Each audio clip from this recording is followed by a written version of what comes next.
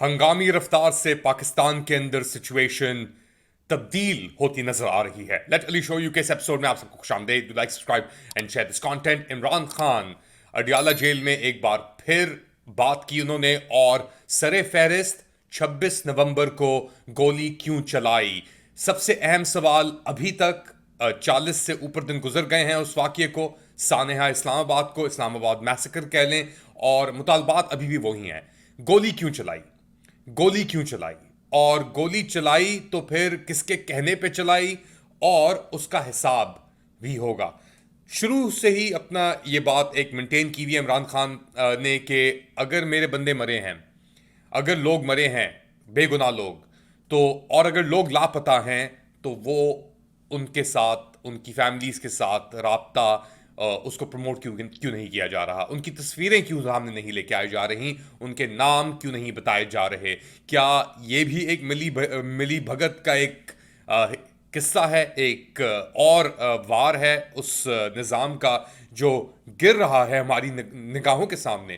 اب تو اس کے اہلکار بھی یہ کہہ رہے ہیں کہ وہ نظام گر رہا ہے، مگر اس سے پہلے سنتے ہیں سلمان اکرم راجہ کو وہ کیا کہہ رہے ہیں، پھر بات کو آگے بڑھاتے ہیں.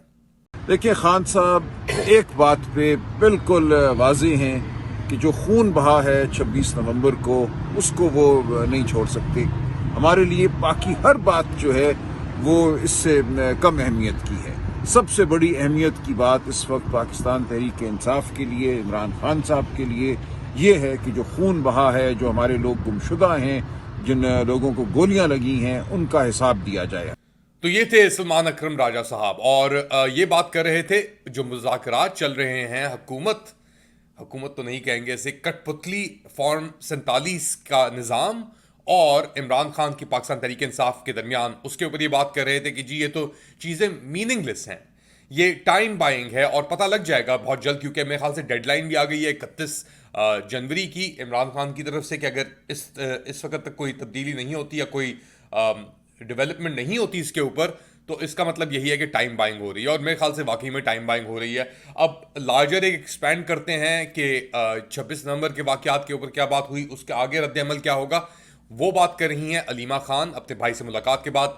ملاحظہ کریں. انہوں نے یہ بھی کہا ہے کہ جو 26 نومبر کو ہوا ہے اس کا حساب دینا پڑے گا، یہ نہ بھولیں گے اور نہ بھولنے دیں گے. اور یہ جو 26 کو لوگوں کے اوپر سنائپر سے فائرنگ ہوئی ہے، پھر رات کو پورا آپریشن کیا گیا ہے، اس کا کسی کو تو جواب دینا پڑے گا کہ بے گناہ لوگوں پہ جو احتجاج، پرامن احتجاج کرنے آئے تھے.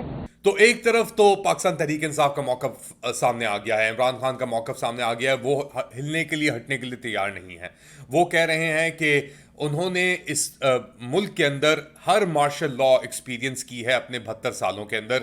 ایوب خان کی مارشل لا بھی انہوں نے دیکھی، انہوں نے یحییٰ خان کی بھی دیکھی، ضیاء الحق کی بھی دیکھی، اور مشرف کی بھی دیکھی، اور کہتے ہیں کہ یہ جو کرنٹ مارشل لا لگی ہوئی ہے پاکستان کے اندر، یہ یحییٰ خان کی مارشل لا سے جا کے بالکل ملتی ہے، کیونکہ اس وقت بھی یہ غلط فہمیاں اور یہ ایک خواب تھا، خیال تھا کہ ہم سب چیزیں صحیح کر دیں گے، سب چیزیں صحیح کر رہے ہیں، اور جتنا بگاڑ دیا گیا اس ملک کو ان 2 سالوں کے اندر، یعنی اگر 2-3 سال ہی اس کی رہی نا یحییٰ خان کی حکومت، تو اس کا پیرالل اب 2024 کے اندر آ کے ہوتا ہے 50 سال بعد، کہ نظام کو اس طریقے سے، اس زبردستی اور جبر سے بگاڑ دیا گیا ہے کہ کبھی یہ سدھر نہ پائے. اور اگر اب چیزیں ایک بندے کے اوپر آ کے لٹک گئی ہیں یا ٹھہر گئی ہیں، تو اس کا کیا ہوگا پھر؟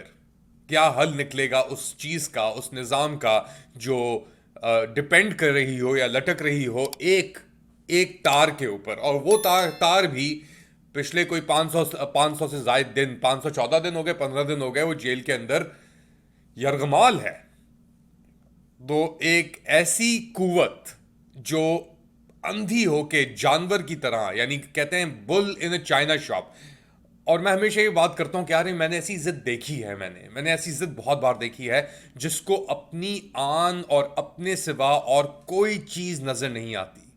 ایک ایسی قوت جو اپنے ناک سے آگے کسی اور چیز کا احساس نہیں کر سکتی. انفیکٹ جس کو اپنے ناک کا احساس بھی نہیں ہے کہ اپنے منہ سے نفرت کے اندر، اپنے چہرے سے، اپنے عکس کے نفرت की बुनियाद पे वो अपने नाक को काट दिया उस कुव्वत ने। उस कुव्वत का नाम है जनरल आसिम मुनीर, उस कुव्वत का नाम है शहबाज शरीफ, उस कुव्वत का नाम है नवाज शरीफ। और ये लोग कठपुतलियां थीं उन कुव्वतों के हाथ में, और अभी भी हैं, जिसके अंदर MBZ सर फहरिस्त है। अच्छा, इसके ऊपर एक और बात मैं कहूँगा, इमरान खान ने ऑब्वियसली उनका अपना मौक़िफ़ है, जो भी है नहीं है वो ज़्यादा बेहतर जानते हैं, और उन्होंने कहा कि जी मुत्तहदा अरब अमीरात के ऊपर तनकीद नहीं होनी चाहिए। क्यों नहीं होनी चाहिए मुत्तहदा अरब अमीरात के ऊपर तनकीद? क्यों नहीं होनी चाहिए सऊदी अरब के ऊपर तनकीद? एमिरेट्स एयरलाइन को बनाने में पाकिस्तान इंटरनेशनल एयरलाइंस का बहुत बड़ा हाथ था। इनफैक्ट पाकिस्तान इंटरनेशनल एयरलाइंस के जहाज थे पहले जो एमिरेट्स ने, वो ही अपना जो PK का जो था उसको ईजी में चेंज करके इस्तेमाल किया ऑन लोन। ये हम 80s की दिहाई की बात कर रहे हैं। उसके बाद पाकिस्तान कराची एक हब होना था, रीजनल हब कनेक्टिविटी का, और एयरपोर्ट फैसिलिटीज भी थी, सब कुछ था। वो हट के फिर एमिरेट्स आया और दुबई शिफ्ट हो गया, तो एक वहां से चीज हो गई। फिर Gwadar port deep sea port बन रहा था, नेचुरल डीप सी पोर्ट था, अनलाइक दुबई और UAE के अंदर जो पोर्ट्स हैं उसके ऊपर, और वहां से ईस्ट और वेस्ट की कनेक्टिविटी ग्वादर से बिल्कुल प्राइम थी, जो मुझे याद पड़ता है, और रिसेंट भी थी। इसलिए चाइना ने माउथ ऑफ हॉर्मुज के ऊपर ये बनाने की कोशिश की कि अमेरिकन हेजेमनी को खत्म भी किया जाए, पोर्ट्स यहां से आए, मदरशिप्स आए इधर। I don't know if you guys know what मदरशिप्स are, but मदरशिप्स आए, वो डॉक करें और फिर आगे बढ़े। तो उसके साथ क्या हुआ वो हमारे सामने है। तो पाकिस्तान के अंदर जो भी कुछ हो रहा है, इसके अंदर बहुत बड़ा हाथ मुत्तहदा अरब अमीरात का है, बहुत बड़ा हाथ सऊदी अरब का है, और एक हद तक हाथ ईरान का भी है। मगर सबसे बड़ा हाथ तो खैर पाकिस्तानी जो मर्सनरी फोर्स अफवाज पाकिस्तान, जो एक औरों के निशानों के ऊपर, नुक्तों के ऊपर चलने वाली मर्सनरी फोर्स है, उसका है। और ये बिकने के लिए हमेशा तैयार होते हैं टू द हाईएस्ट बिडर। कोई इनके सामने खड़ा हो जाए, या अपने लोग अगर इनको, अब तो खड़े हो गए अपने लोग, तो इसलिए तो ये लोग आके फंस गए। और ये कैसे फंसे हैं ये लोग? मेरे ख्याल से सबसे बड़ा इसके अंदर एक इंटरेस्टिंग पहलू है देखने के लिए कि ये निज़ाम कितनी बुरी तरह फंस चुका है।